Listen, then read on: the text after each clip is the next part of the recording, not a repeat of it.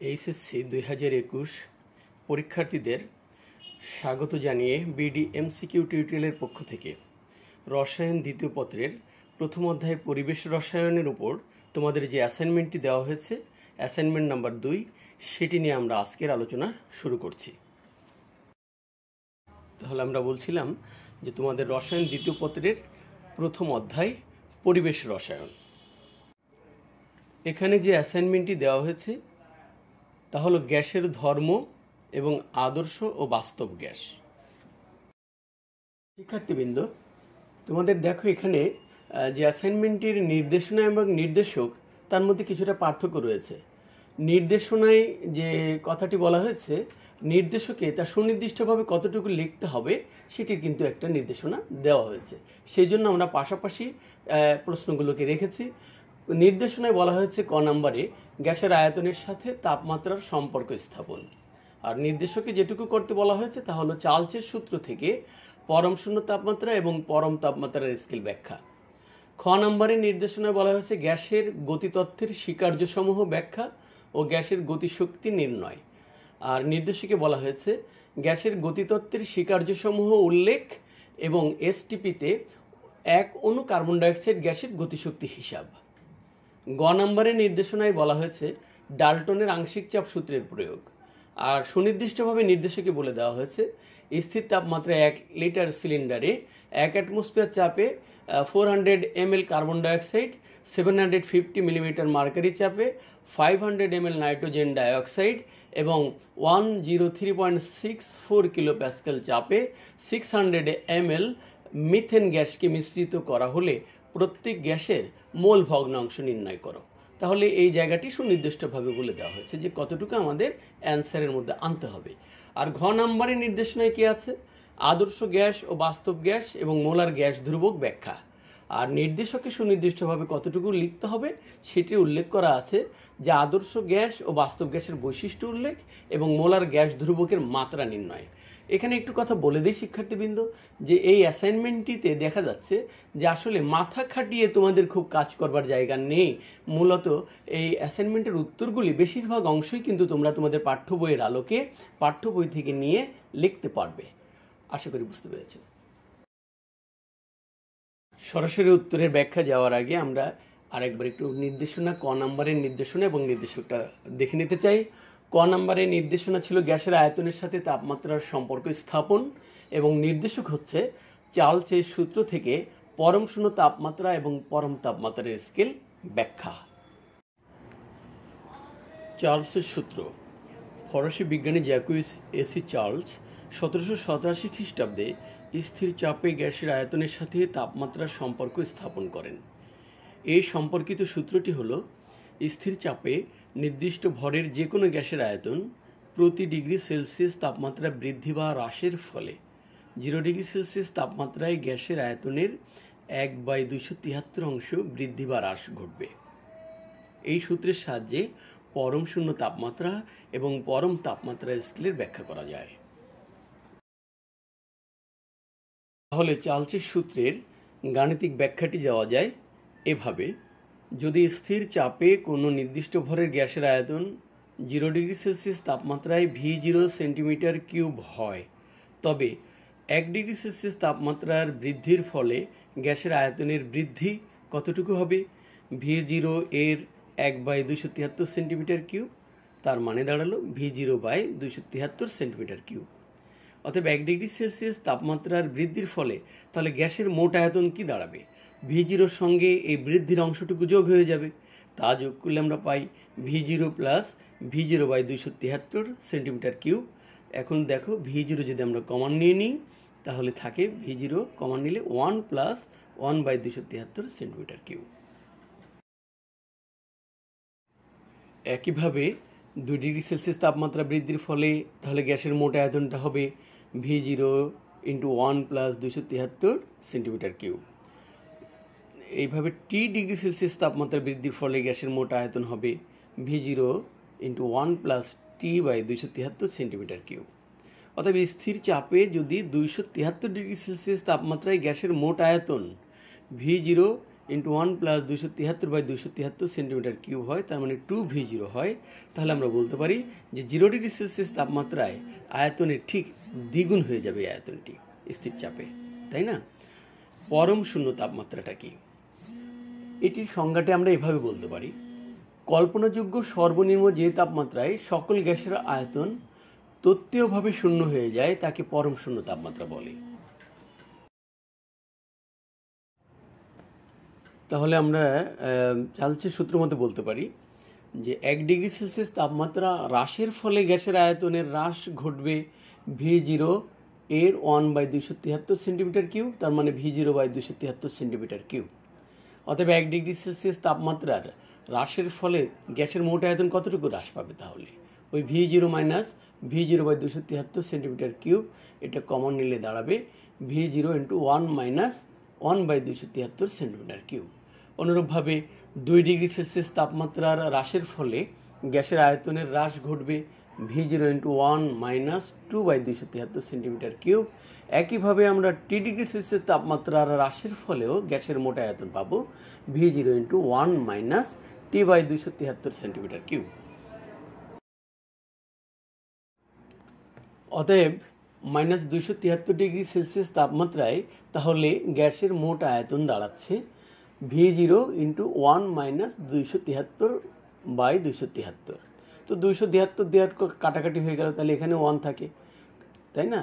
তো 1 কাটা গেলে 0, V0 সঙ্গে 0 গুণ হয়ে গ্যাসের মোট আয়তন দাঁড়াচ্ছে 0। প্রকৃতপক্ষে এই মান মাইনাস 273.15 ডিগ্রি সেলসিয়াস। অতএব দেখা যায় মাইনাস 273.15 ডিগ্রি সেলসিয়াস তাপমাত্রায় যে কোনো গ্যাসের আয়তন 0 হয়ে যায়। প্রকৃতপক্ষে এই তাপমাত্রায় আজ পর্যন্ত পৌঁছানো সম্ভব হয়নি। তদুপরি ওই তাপমাত্রায় পৌঁছবার পূর্বেই সকল গ্যাস তরল বা কঠিন অবস্থা প্রাপ্ত হয়ে যায় এবং কঠিন বা তরলের ক্ষেত্রে এই গ্যাসীয় সূত্রটি প্রযোজ্য হয় না। ফলে মাইনাস 273.15 ডিগ্রি সেলসিয়াস তাপমাত্রায় সত্যিই গ্যাসের আয়তন 0 হয়ে যায় কি না তার কোনো পরীক্ষালব্ধ প্রমাণ নেই। কিন্তু চার্লসের সূত্র মতে গাণিতিকভাবে মাইনাস 273.15 ডিগ্রি সেলসিয়াস তাপমাত্রায় যে কোনো গ্যাসের আয়তন লোপ পাবে বা শূন্য হবে। তাই এই তাপমাত্রাকে পরম শূন্য বা অ্যাবসোলিউট জিরো বলা হয়। মাইনাস 273.15 ডিগ্রি সেলসিয়াসকে পরম শূন্য তাপমাত্রা বলা হয়, কারণ এটি যে কল্পনাযোগ্য সর্বনিম্ন তাপমাত্রা তা বিশ্বাসের পক্ষে যথেষ্ট কারণ আছে এবং আজ পর্যন্ত এই তাপমাত্রায় পৌঁছানো সম্ভব হয়নি। বিশেষ পদ্ধতিতে 10⁻⁻5 ডিগ্রি কেলভিন তাপমাত্রায় পৌঁছানো গিয়েছে। লেখচিত্রের সাহায্যে বিষয়টি ব্যাখ্যা করা যেতে পারে। গ্যাসের আয়তনকে যদি আমরা ওয়াই অক্ষ এবং সংশ্লিষ্ট তাপমাত্রাকে যদি এক্স অক্ষ হিসেবে বিবেচনা করি, তাহলে তাপমাত্রার বিপরীতে গ্যাসের আয়তন ভিত্তিক যে লেখচিত্র অঙ্কন করব সেখানে আমরা দেখব যে স্থির চাপে গ্যাসের আয়তন তাপমাত্রা হ্রাসের সাথে সরলরৈখিকভাবে কিন্তু হ্রাস পাচ্ছে। অর্থাৎ মাইনাস 273 ডিগ্রি সেলসিয়াস তাপমাত্রায় গ্যাসের আয়তন তাত্ত্বিকভাবে শূন্য হয়ে যাচ্ছে। প্রকৃতপক্ষে কিন্তু এই মান আমি বলেছি আগেই যে মাইনাস 273.15 ডিগ্রি সেলসিয়াস। শিক্ষার্থী বন্ধুরা, তাহলে এই নির্দিষ্ট চাপে আয়তন বনাম তাপমাত্রার যে লেখচিত্রটি, সেই লেখচিত্রটি যদি আমরা দেখি তাহলে আমরা কিন্তু এখান থেকে এই গ্যাসের সংকোচনের বা গ্যাসের যে আয়তন হ্রাস সেই বিষয়টি আমরা কিন্তু এখানে দেখতে পারি। তোমরা লেখচিত্রটি একটু দেখে নাও। এই লেখচিত্রটি 1 অ্যাটমসফিয়ার চাপে নির্দিষ্ট ভরের কার্বন ডাইঅক্সাইড ও অক্সিজেন গ্যাসের উপর তাপমাত্রা হ্রাসের ফলে গ্যাসের আয়তনের হ্রাস দেখানো হয়েছে। এ মান গ্যাসের পরিমাণের উপর নির্ভর করলেও প্রতিটি ক্ষেত্রে মাইনাস 273 ডিগ্রি সেলসিয়াস তাপমাত্রায় গ্যাসের আয়তন শূন্য হয়ে যায়। বাস্তব ক্ষেত্রে দেখা যায় মাইনাস 273.15 ডিগ্রি সেলসিয়াস তাপমাত্রায় পৌঁছানোর পূর্বেই কোনো না কোনো তাপমাত্রায় গ্যাসের আয়তন শূন্য হয়ে যায়। লেখচিত্র থেকে দেখা যায় 0 ডিগ্রি সেলসিয়াস তাপমাত্রায় কোনো নির্দিষ্ট পরিমাণ গ্যাসের আয়তন V0 সেন্টিমিটার কিউব হলে তা মাইনাস 273 ডিগ্রি সেলসিয়াস তাপমাত্রায় তাত্ত্বিকভাবে শূন্য হয়ে যায়। আবার 273 ডিগ্রি সেলসিয়াস তাপমাত্রায় এই আয়তন 0 ডিগ্রি সেলসিয়াস তাপমাত্রার আয়তনের প্রায় দ্বিগুণ অর্থাৎ 2V0 সেন্টিমিটার কিউব হয়ে যায়। এখন আমরা দেখি যে চার্লসের সূত্র থেকে পরম তাপমাত্রা স্কেল বা কেলভিন স্কেলের ব্যাখ্যাটা কিভাবে আসে। পরম শূন্য অর্থাৎ -273.15 ডিগ্রি সেলসিয়াসকে 0 ডিগ্রি হিসেবে ধরে বিজ্ঞানীরা তাপমাত্রা পরিমাপের জন্য যে একটা নতুন স্কেল উদ্ভাবন করেছেন তাকে পরম বা কেলভিন তাপমাত্রা স্কেল বলে। এই স্কেল পরিমাপকৃত তাপমাত্রাকে পরম বা কেলভিন তাপমাত্রা বলে। এই স্কেলের প্রতি ডিগ্রির আকার সেন্টিগ্রেড স্কেলের প্রতি ডিগ্রির আকার বা পরিসরের সমান। ডিগ্রি পরমের সংকেত ডিগ্রি এ অর্থাৎ ডিগ্রি অ্যাবসলিউট বা এই স্কেলের উদ্ভাবক লর্ড কেলভিনের মাত্রা অনুসারে ডিগ্রি কেলভিন দ্বারা প্রকাশ করা হয়। অতএব -273.15 ডিগ্রি সেলসিয়াস সমান হবে 0 ডিগ্রি অ্যাবসলিউট বা 0 ডিগ্রি কেলভিন। আবার সেন্টিগ্রেড স্কেলে তাপমাত্রাকে টি এবং পরম তাপমাত্রা স্কেলে তাপমাত্রাকে ক্যাপিটাল টি দ্বারা সূচিত করা হয়। তাহলে লেখা যায় -273.15 ডিগ্রি সেলসিয়াস সমান 0 কেলভিন। আধুনিককালে কিন্তু 0 ডিগ্রি কেলভিন আর লেখা হয় না, বা 0 ডিগ্রি সেলসিয়াস সমান হবে তাহলে 273.15 কেলভিন। অর্থাৎ টি ডিগ্রি সেলসিয়াস সমান কত হবে? 273.15 প্লাস ওই টি যোগ হয়ে কেলভিন, তার মানে ক্যাপিটাল টি কেলভিন। সেলসিয়াস স্কেলের তাপমাত্রার সাথে 273.15 যোগ করে পরম বা কেলভিন তাপমাত্রার স্কেল পাওয়া যায়। সেই স্কেলটি আমরা নিচে দেখিয়েছি। আসো শিক্ষার্থী বন্ধুরা, খ নম্বরের নির্দেশনা এবং নির্দেশকটা আরেকবার একটু মিলিয়ে নিই। খ নম্বরের নির্দেশনায় বলা হয়েছে গ্যাসের গতিতত্ত্বের স্বীকার্যসমূহ ব্যাখ্যা ও গ্যাসের গতিশক্তি নির্ণয়।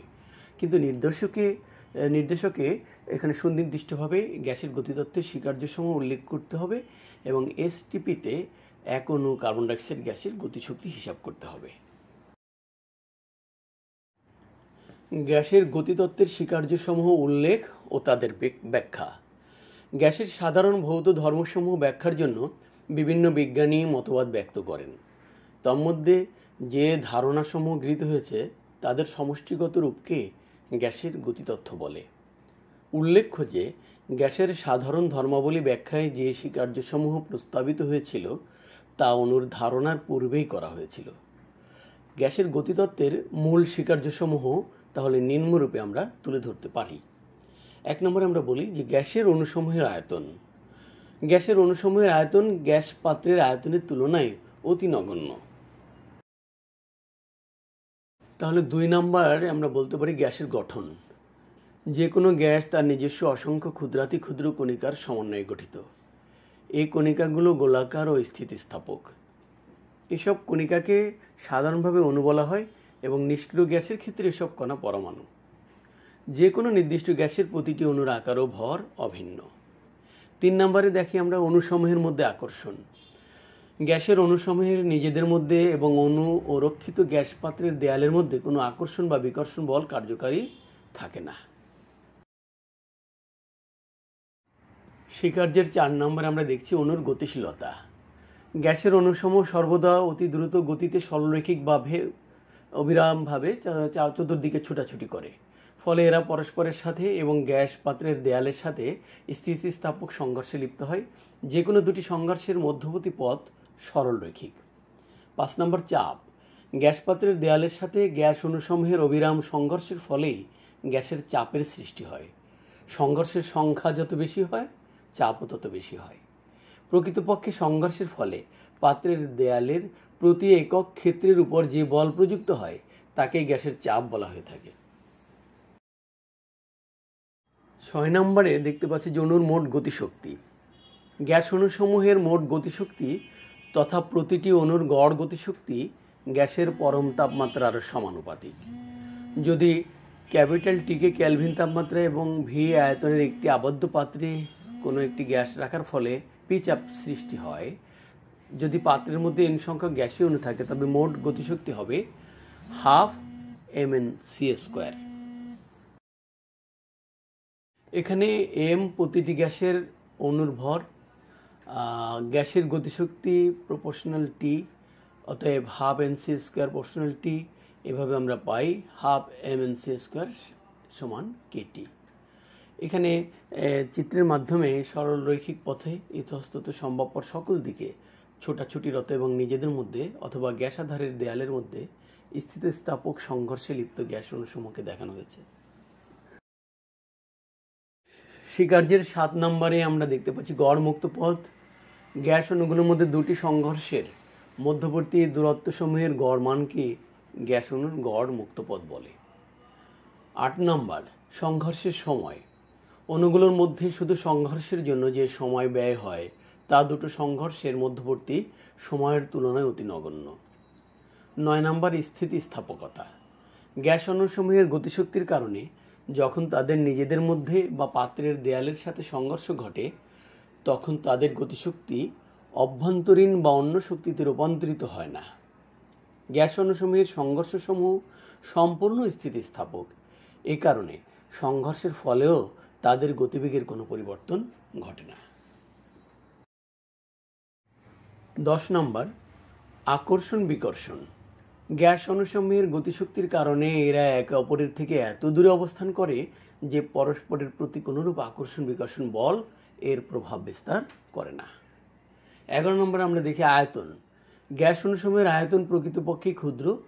অণুসমূহ পরস্পর হতে এত দূরে অবস্থান করে যে তাদের প্রকৃত আয়তন গ্যাস পাত্রের আয়তনের তুলনায় খুবই নগণ্য। 12 নম্বর পয়েন্টটিতে রয়েছে অভিকর্ষ বলের প্রভাব। গ্যাস অণুসমূহের গতির উপর অভিকর্ষ বলের কোনো প্রভাব থাকে না। এই স্বীকার্যসমূহের আলোকে আদর্শ গ্যাসের ক্ষেত্রে একটি গতির সমীকরণও প্রতিপাদন করা হয়েছে। এগুলোই ছিল গ্যাসের গতিতত্ত্বের স্বীকার্যসমূহ। এখন আমরা দেখব যে দ্বিতীয় অংশে এসটিপিতে এক অণু কার্বন ডাইঅক্সাইড গ্যাসের গতিশক্তি হিসাব। তো বন্ধুরা, এখানে গ্যাসের গতিতত্ত্ব হতে আমরা জানি যে এন মোল গ্যাসের অণুসমূহের গতিশক্তি ইকেএন সমান আমরা লিখতে পারি 1/3 nRT সূত্র, তাই না? এসটিপিতে টি তাপমাত্রা 0 ডিগ্রি সেলসিয়াসকে লিখতে পারি 273 কেলভিন এবং আর এর মান তোমরা জানো যেটা 8.314 জুল পার কেলভিন পার মোল এবং অনুসংখ্যা এন এর মানে 1, তাহলে আমরা লিখতে পারি মোল সংখ্যা এন সমান বড় হাতের এন বাই এন এ। অ্যাভোগাড্রোর এন এর সংখ্যাটা এখানে লেখা হয়েছে 6.023 × 10⁻23। তাহলে একটি কার্বন ডাইঅক্সাইড অণুর জন্য গতিশক্তি যদি আমরা হিসাব করি তাহলে ইকে সমান 3RT/2Na। এখন যদি আমরা এই মানগুলো এখানে বসাই তাহলে ক্যালকুলেশন করে যেটা পাওয়া যায় তা হলো 5.652 × 10⁻21 জুল। এটি আনসার। তাহলে এবার আসুন দেখে নেওয়া যাক আমাদের গ নম্বরে নির্দেশনা সংকেত কী ছিল এবং নির্দেশকে কী করতে বলা হয়েছে। গ নম্বরে বলা হয়েছে ডাল্টনের আংশিক চাপ সূত্রের প্রয়োগ, এটি ছিল নির্দেশনা। আর স্থির তাপমাত্রায় 1 লিটার সিলিন্ডারে 1 অ্যাটমসফিয়ার চাপে 400 millilitre carbon dioxide, 750 millimetre mercury চাপে 500 ml নাইট্রোজেন ডাইঅক্সাইড এবং 103.64 কিলো প্যাসকাল চাপে 600 মিলিলিটার মিথেন গ্যাসকে মিশ্রিত করা হলে প্রত্যেক গ্যাসের মোল ভগ্নাংশ নির্ণয় করা। তাহলে শিক্ষার্থী বন্ধুরা দেখো এখানে তাহলে গ নম্বরে কিন্তু আমাদের এখানে অ্যাসাইনমেন্টে কিন্তু পুরো একটা অঙ্ক তুলে দেওয়া আছে, প্রবলেম তুলে দেওয়া হয়েছে, তাই না? তো প্রবলেমটার যদি আমরা মানগুলো ঠিকঠাক বসাতে পারি আর সূত্রটা যদি আমরা ব্যবহার করতে পারি তাহলে কিন্তু অনায়াসে তোমরা ক্যালকুলেটর দিয়ে রেজাল্টটি তৈরি করে ফেলতে পারবে। তাহলে ডান দিকে একটু তোমরা দেখে নাও, আমরা এখানে কিন্তু মানগুলো লিখে দিয়েছি এবং বাম দিকে দেখো আমরা জানি যে মোট চাপের যে সূত্র সেটি হলো P সমান P1 V1 plus P2 V2 plus P3 V3 divided by V। তো এই মতে যদি আমরা এখন মানগুলো বসাই তাহলে কিন্তু সিলিন্ডারের মোট চাপ আমরা যেটা পাই তা হলো 152,709.888 প্যাসকেল। এখন আমাদের প্রতিটি গ্যাসের যে তিনটি গ্যাস রয়েছে এই তিনটি গ্যাসের আলাদাভাবে আংশিক চাপ নির্ণয় করতে হবে। তো আংশিক চাপের সূত্র কি তোমরা জানো, তাই না? আংশিক চাপের সূত্রটা কি? এখানে দেখো কার্বন ডাইঅক্সাইডের আংশিক চাপ হবে তাহলে P কার্বন ডাইঅক্সাইড সমান P1 V1 বাই মোট আয়তন V। তো V তো 1 লিটার। তো এইভাবেই আমরা প্রত্যেকটা গ্যাসের আংশিক চাপ বের করে নেব। এখানে কার্বন ডাইঅক্সাইডের জন্য যেটা পেয়েছি তা হলো 40530 প্যাসকেল। তাহলে আমাদের তো বের করতে হবে কার্বন ডাইঅক্সাইডের মোল ভগ্নাংশ, তাই না? তো আমরা কিন্তু মোল ভগ্নাংশের সূত্রটি জানি যে আংশিক চাপ ভাগ মোট চাপ। তো কার্বন ডাইঅক্সাইডের আংশিক চাপ তো তুমি বের করে নিয়েছো। এখন এই মোট চাপ দিয়ে যদি আংশিক চাপটাকে মোট চাপ দিয়ে ভাগ দিয়ে দাও, তাহলে কিন্তু কার্বন ডাইঅক্সাইডের মোল ভগ্নাংশ বেরিয়ে গেল। এখানে কত বেরিয়েছে? 0.265। ঠিক একইভাবে নাইট্রোজেন ডাইঅক্সাইডের আংশিক চাপটা আমরা পেয়েছি, যে মান তার মূল ভগ্নাংশ কিন্তু ওই মান দিয়ে যদি মোট চাপটাকে ভাগ দিয়ে সেই মানটা কিন্তু আমরা এখানে বের করতে পেরেছি। তা হয়েছে কত? 0.327। ঠিক এভাবে দেখো মিথেনের আংশিক চাপ কিন্তু আমরা পেয়ে গেছি 62184 প্যাসকেল। অর্থাৎ মিথেনের মোল ভগ্নাংশ তাহলে কত হবে? ওই আংশিক চাপকে মোট চাপ দিয়ে ভাগ দিলাম, দেওয়ার পরে পেলাম কত? 0.4072। তাহলে এখন আমরা চূড়ান্তভাবে বলতে পারি যে কার্বন ডাইঅক্সাইডের মোল ভগ্নাংশ 0.265, নাইট্রোজেন ডাইঅক্সাইডের মোল ভগ্নাংশ 0.327 এবং মিথেনের মোল ভগ্নাংশ 0.4072। এটি আমাদের অ্যান্সার। চলো দেখা যাক যে ঘ নাম্বার সর্বশেষ যে কোশ্চেনটি রয়েছে তার নির্দেশনা কি দেওয়া আছে। আদর্শ গ্যাস ও বাস্তব গ্যাস এবং মোলার গ্যাস ধ্রুবক ব্যাখ্যা। আর নির্দেশকে বলছে আদর্শ গ্যাস ও বাস্তব গ্যাসের বৈশিষ্ট্য উল্লেখ, তার মানে আমাদের এই বৈশিষ্ট্যটুকু শুধু উল্লেখ করতে হবে এবং মোলার গ্যাস ধ্রুবকের মাত্রা নির্ণয়। তো মোলার গ্যাস ধ্রুবকের যে ভৌত তাৎপর্য সেই পর্যন্তটুকু আমরা গেলেই এই অ্যান্সারটি সম্পূর্ণ হবে। তাহলে আদর্শ গ্যাস ও বাস্তব গ্যাসের বৈশিষ্ট্য উল্লেখ এবং মোলার গ্যাস ধ্রুবকের মাত্রা নির্ণয় করতে হবে।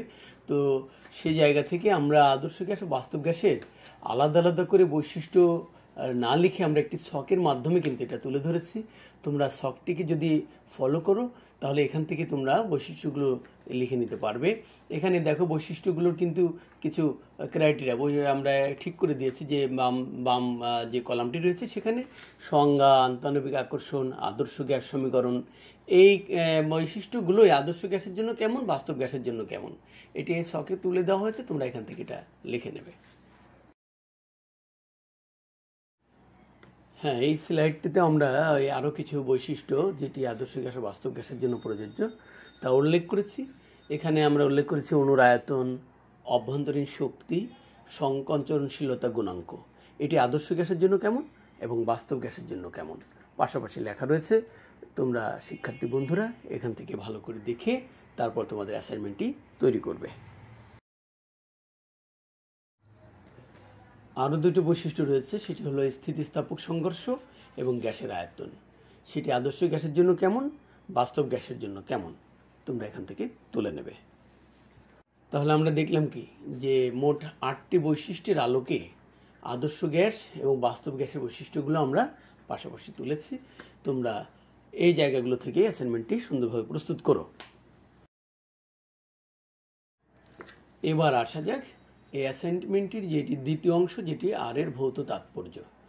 তো এই ভৌত তাৎপর্যটা আমরা এইভাবে দেখতে পারি যে এন মল আদর্শ গ্যাসের যে অবস্থার সমীকরণ তা সবাই আমরা জানি, পিভি সমান এনআরটি। তাহলে আর সমান কি? PV by NT. এই আর এর ভৌত তাৎপর্য এ রাশির মাত্রা নির্ণয়ের মাধ্যমে কিন্তু জানা যায়। তো আর এর মাত্রাটা কি?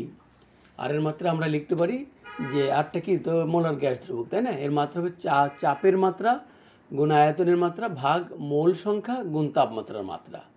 তো এখন চাপের মাত্রাটা কি? বলের মাত্রা ভাগ ক্ষেত্রফলের মাত্রা সমান সমান আমরা তাহলে লিখতে পারি বলের মাত্রা ভাগ হলো দৈর্ঘ্যের মাত্রা এর হোল স্কোয়ার। তাহলে আয়তনের মাত্রাটা কি? দৈর্ঘ্যের মাত্রা এর হোল কিউব। এছাড়া তাপমাত্রাকে প্রধানত কেলভিন এককে যদি প্রকাশ করা হয় তাহলে অতএব আর এর মাত্রা সমান আমরা লিখতে পারি বলের মাত্রা ভাগ দৈর্ঘ্যের মাত্রা হোল স্কোয়ার গুণ দৈর্ঘ্যের মাত্রা হোল কিউব ডিভাইডেড মোল ইন্টু কেলভিন। এটাকে আমরা যদি ক্যালকুলেশন করে আসি তাহলে শেষ পর্যন্ত দাঁড়াচ্ছে কি? কাজ বাই মোল ইন্টু কেলভিন। এই যে কাজ মোল এটার যদি মাত্রা লিখে দিই তাহলে কিন্তু আমাদের আর এর মাত্রাটা এখান থেকে পেয়ে যায়। সুতরাং 1 কেলভিন তাপমাত্রা বৃদ্ধির জন্য প্রতি মোল আদর্শ গ্যাস থেকে যে পরিমাণ কাজ বা শক্তি পাওয়া যায় তার সমান। এটি আরেক ভৌত তাৎপর্য। তাহলে আমরা আজকের যে অ্যাসাইনমেন্টটি সেটি পুরোটাই দেখলাম এবং এই অ্যাসাইনমেন্ট আশা করা যায় তোমাদের চূড়ান্ত অ্যাসাইনমেন্টটি তৈরি করবার ব্যাপারে সাহায্য করবে। সবাই ভালো থাকো, অপেক্ষা করো পরবর্তী ভিডিওর জন্য। ধন্যবাদ সবাইকে।